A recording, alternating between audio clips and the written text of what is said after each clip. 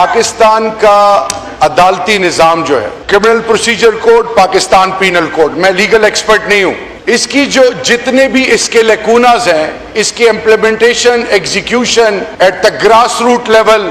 ایک الگ کہانی ہے۔ اصل کہانی کیا ہے کہ اس ملک کے باسی federating units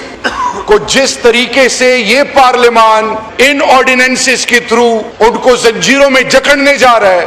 it is more like digging your اون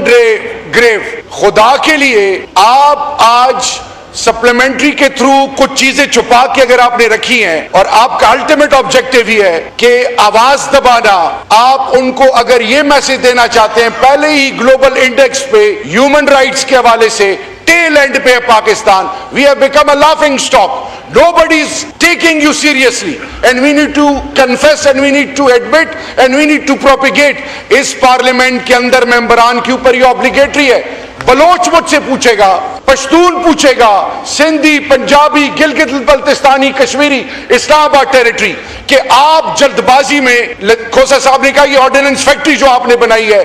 آپ جب ادھر ہوتے ہیں تو آپ کی اپروچ کچھ اور ہوتی ہے، جب آپ ادھر چلے جاتے ہیں، فار ہیون سیک، اللہ کا واسطہ ہے، پاکستان کے عوام آپ کی طرف دیکھ رہے ہیں، بے شک آپ فارم 47 ہو۔ آج میری ریکویسٹ ہے کہ اسٹینڈنگ کمیٹی پہ اس پہ ڈیلیبریشنز ہوں، take every body on board, قوم کو ایجوکیٹ کریں، یا اگر آپ بہت جلد بازی میں ہیں تو یہاں پہ کھڑے ہو کے بتائیں کہ آپ کا ہڈن ایجنڈا کیا ہے، تاکہ پلیز پوری قوم کے سامنے کلیئر آئے۔ اگر آپ نے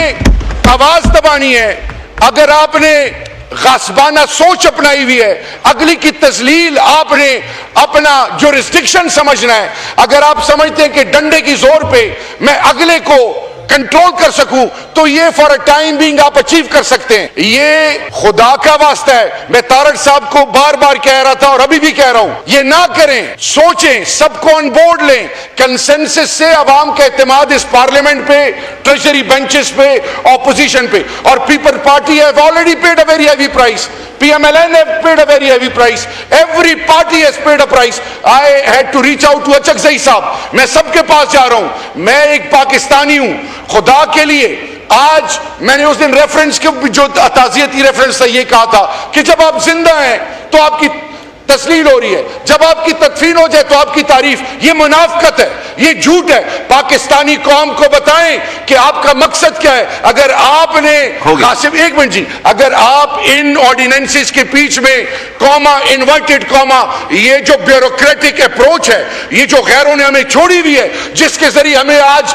ٹرک کی بتی کے پیچھے لگا دیا ہے، خدا کے لیے شو سم ریسپیکٹ ٹو پاکستان جو آپ کو ووٹ دے۔ جی مائک کھول، ٹھیک ہے، سو مچ۔